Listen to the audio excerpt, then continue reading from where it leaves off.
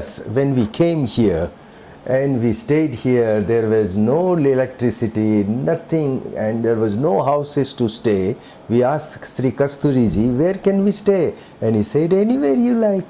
Under a tree on the road? Yes. So we selected one tree and we slept under the tree in front of the mandir. No. And we saw Swami running in the veranda and giving interview. In fact, I was literally crying. I thought I'll And be you dead. believed he was going to shoot Oh you? yes, because machine gun was loaded. I started praying with my own Swami's visiting card. That card he gave you a long time ago. Long time, 65 he gave me You carried it in your in wallet. my wallet. And So you I pulled it out and you started to pray as he was preparing to shoot you. Yes, and I said, Sai Baba, I was crying literally. What prayer can I do? Just crying in front of the photograph. Then he came forward. He says, who is your God? I said, Sai Baba. And he took the visiting card in his hand and he read, Bhagwan Sri Satya Sai Baba, Pendakoda Taluka, Anandpur district, Andhra Pradesh. Go. He said, You go. go. I said, brother, I was shivering, you know. Welcome to Sojourns, and a life-saving account of how Indian holy man Sri Satya Sai Baba saved the life of medical doctor Kishan Gadia in Uganda. This interview was recorded in Prashanti Nilayam, India, in January 2010.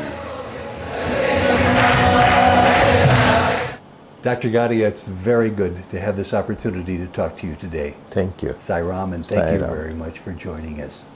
I've got so many questions that I want to ask, Yes. but let me just begin by asking, you're a medical doctor, Yes, you're living in the United Kingdom. yes. What brought you to Sai Baba? The divinity of the Lord, which was being explained by my brother, Dr. D.J. Gadia, and the miracles he has performed, which is incurable disease cured, and so he brought us at the divine lotus feet.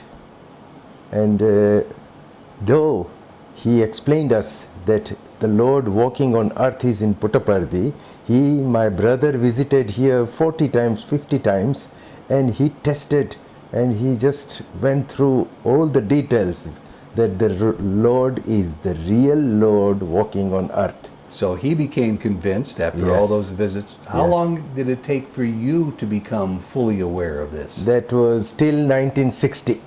Till 1960. Yes. So many years you've been... Many years, even though I came for my further studies in India in 1956, stayed in Mumbai, but I was unable to come to Swami.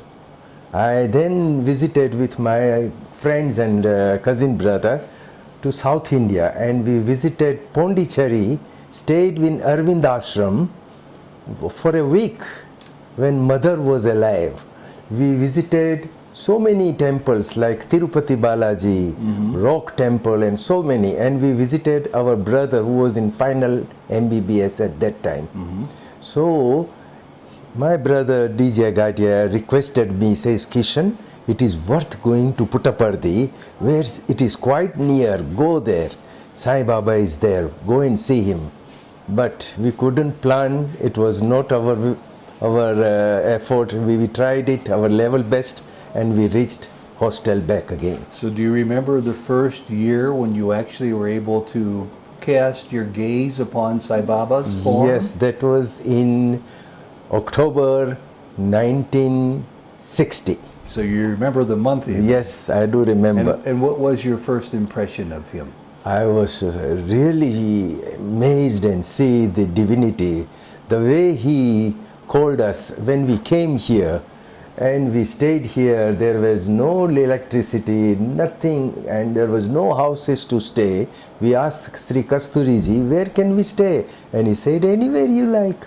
Under a tree on the road? Yes. So we selected one tree and we slept under the tree in front of the mandir. No. And we saw Swami running in the veranda and giving interview. And we were amazed to see the peaceful atmosphere here, first of all, first impression. Then next day Swami, through Kasturiji, called those medical students, and we were 7 of us, friends, all from the Gujarat University. We were in Jamnagar Medical College at that time. So, while we reached in the interview room, what we saw, Swami raised his kafni. That means the kafni, the sleeve. and he materialized vibhuti, and he started giving to all of us, telling the name of the country and the name of the person. He says, Kampala se Shah, Shah has come from Kampala, Gadia has come from Kampala, Patani has come from Dar es Salaam, Burza has come from Kashmir, like different So names. before he even talked to you, he No, was before, telling you yeah. where you came from and what your name was. And name, yes. That must have impressed you right That off the bat. impressed. And he started giving vibhuti all the friends except me. And why was that? Because while my brother was there, Dr. DJ Gadia, he was told by Swami to go Jamnagar. So when he came, and he gave me a talk for a couple of hours of Swami, and then he said, Kishan, let us go in the town and we buy one small silver box for you. I have brought some vibhuti from Swami, I will give you. So then we both brother went in the town, and I purchased a small silver box from the goldsmith, came home at the hostel, and he says, Kishan, give me the box, I can put some vibhuti. When we opened it, there was already vibhuti inside. So I told my brother, look, this goldsmith must be your signed devotee. He has put, by seeing you, he has put some vibhuti inside.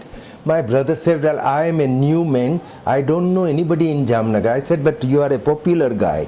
You must have gone to Sai Baba many times. Naturally, he must have seen you.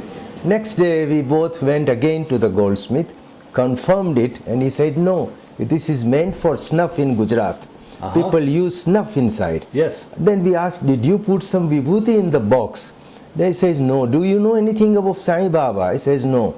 Then my brother says, why, Kishan, don't you go to Swami and ask him? And did you? And that was the only time, so we came to ask Swami and see him. Swami instead started giving vibhuti to all of my friends except me. He said, I already gave you in the box in Jamnagar.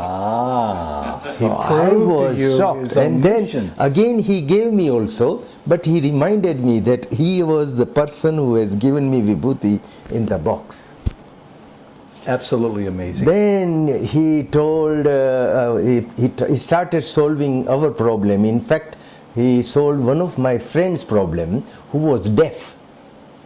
Shah, he was Mr. Shah, and he thought, if Swami can help me for my hearing and can throw away this hearing aid, I can use my stethoscope with my both ears and I'll be a better doctor.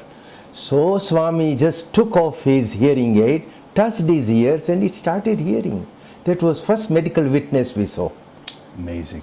One quick question about what Prashanti Nilayam, what Puttaparthi was like in 1960. You said that you had to sleep under a tree. It was a small village. There was nothing available here. Where did you eat? There was only South Indian canteen was there, small, so we were able to take the simple food, rice and curry, rice and rasam. And were there bathrooms? Were there toilets? Public bathroom used to be outside. We used to pay 10 paisa and get the hot water and have a public bath, which was like an army type. That's 1/10 of a rupee, right? Yes. And nothing was available here. Nothing.